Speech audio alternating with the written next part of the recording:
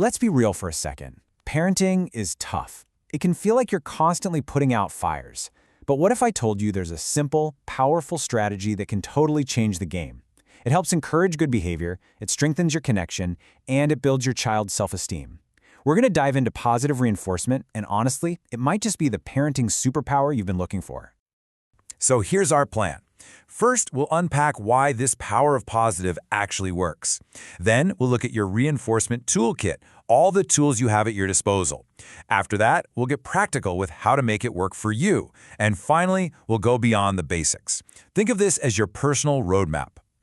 All right, let's kick things off with the big why. What is this all about, and why is it so incredibly effective? The secret is really just about shifting your focus from catching them doing something wrong to catching them doing something right. At its core, positive reinforcement is super simple. When your kid does something you want to see more of, like sharing a toy or putting their shoes away, you follow it up with something positive. The goal here isn't to punish the bad stuff, but to make the good stuff feel so rewarding that it just naturally happens more often. And the payoff here? It's huge. First, and this is the obvious one, you're actually encouraging the very behaviors you want to see. Second, you're actively building up your child's self-esteem by celebrating their wins, big or small.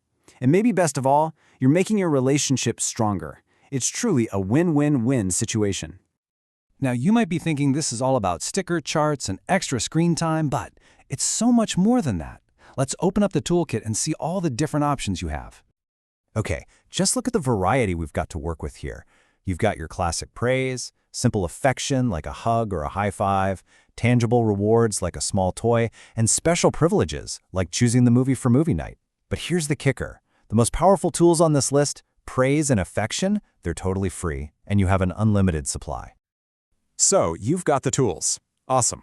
But how do you actually use them so they work? Let's get into the rules of the game, because how you do it matters just as much as what you do. Here we go. These are the 5 keys to success. You've got to be specific, offer the reward right away, be consistent, find a good balance between praise and other rewards, and maybe most importantly, set realistic expectations. If you can nail these 5 things, you are absolutely golden. Let's talk about being specific, because this one is a game changer. Good job is fine, but it's generic. Compare that to, I'm so proud of how hard you worked on your homework today. See the difference? That tells your child exactly what they did right, which makes it so much easier for them to do it again. And consistency, you guys, this is non-negotiable. If you're praising them for clearing their plate, but your partner isn't, the message gets muddled and confusing. But when everyone in the house is on the same team, you're sending a super clear, powerful signal that helps turn these actions into actual, lasting habits. All right, we're in the home stretch now. Let's talk about a few common pitfalls to watch out for and then wrap up with the most important takeaways. Because knowing what not to do can be just as important as knowing what to do. Okay, this is a big one. The difference between reinforcement and bribery. Reinforcement is proactive. It's a planned reward for a good behavior that already happened. Bribery, on the other hand, is reactive. It's that desperate, in-the-moment negotiation to stop a bad behavior.